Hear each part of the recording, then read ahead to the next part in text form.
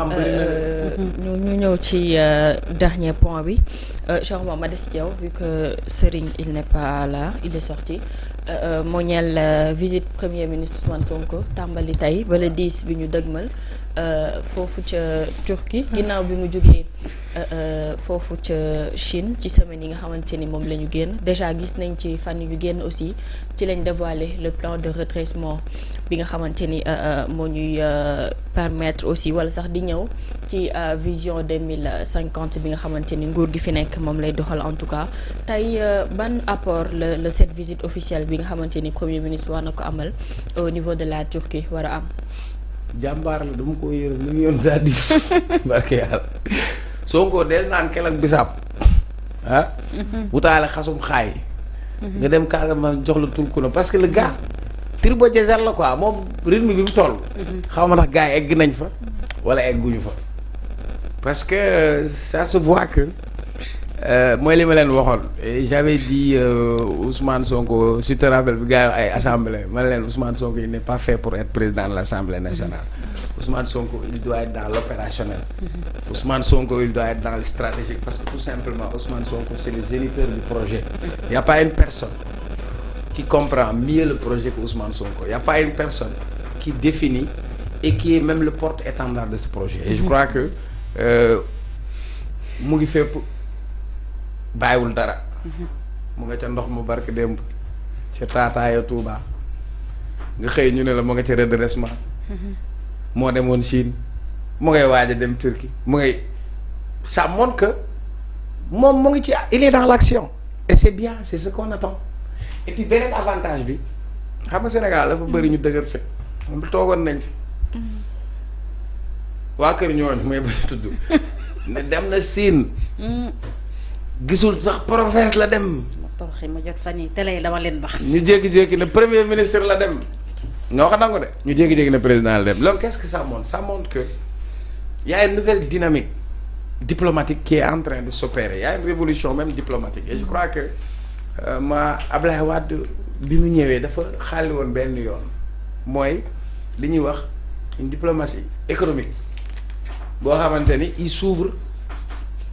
aux autres puissances pas traditionnel loolu taxoon iraniens yi ñëw am fi ay montage loolu taxoon chinois yi ñëw loolu taxoon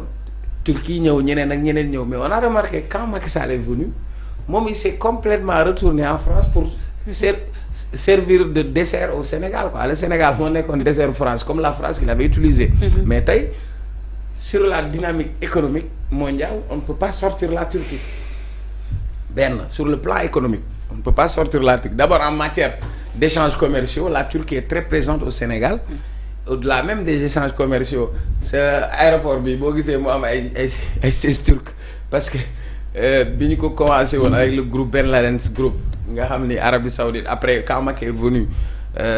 Turquie ñoo ko continuer ils ont des intérêts au Sénégal et puis sur le plan diplomatique am na yu bëri yu fi jàll si vous vous rappelez Macky Sall moom moo tëjoon école Yavuz Selim nga xamante ni pour des raisons politiques internes en Turquie il l'avait fait mais savoir aussi que c'est la Turquie d'Erdogan qui se positionne aujourd'hui nga xamante ni Turquie mën nañu wax ni c'est le cœur même de l'Eurasie pour ne pas faire de la géopolitique parce que la Turquie est à cheval entre le monde occidental et le monde oriental donc du point de vue stratégique c'est une bonne opportunité pour le Sénégal et surtout pour le Premier ministre parce que mooy diplomatie bi nga xamante ni bu proactive c'est-à-dire pas dem pour quémander wala pour taalal loxo mais pour montrer que nous avons un potentiel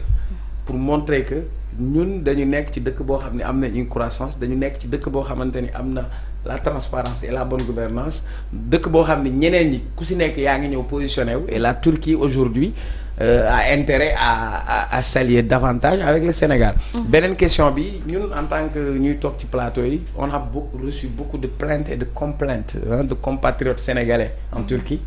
ñoo xam ne dañu am ay jafe-jafe d'abord ci wàllu këyit. am jafe-jafe d'abord ci par rapport aux autorités turques yaa ngi gis ñu bëri doon ko jooytu doon ko wax bëri na ñoo xam ne ñoo ngi ci kaso yi et quand je vois aujourd'hui aussi Ousmane Sonko fu mu mën a dem ci àdduna fàttewul doomu réew mi parce que j'ai déjà vu que dans son agenda il a prévu de rencontrer la communauté sénégalaise. Et le fait de rencontrer directement la communauté sénégalaise mooy tax moom mu xam yan mooy seeni jafe-jafe. mu mun ko porter parce que je l'avais entendu mu ne ñoom ci seen politique fépp fu doomu Sénégal nekk dinañ fexe ba aar la ba sàmm say intérêt et je crois que tey boo demee Turquie il y a une grande communauté sénégalaise qui vit là-bas. Et que voilà donc di ko si ñaanal yàlla may ko ci ndam parce que ndam loolu mu ci am sunu ndam lay doon et puis tey comme en matière technologique en matière militaire il y a beaucoup de choses même sur le plan industriel parce que nous aujourd'hui on a besoin d'avoir une révolution industrielle maman. yaa ngi dégg keroog Ousmane Sonko bi muy wax sur le plan de redressement quand il s'adressait aux entrepreneurs sénégalais pour leur dire que il faut que ñu orienter ces entreprises pas ñu nekk ay entreprises d'importation rek et de commercialisation mais ñu mën a am ay unité de production je donne juste un exemple. oui bëri na yére yu bëri Turquie lay jógee. mais tey ban politique ñun la ñu mën a def tissu yu bëri ñu fi indi Turquie lay jógee ban politique la ñu mën a def d'autant plus que suñu industrie textile dafa demoon quasiment inexistant.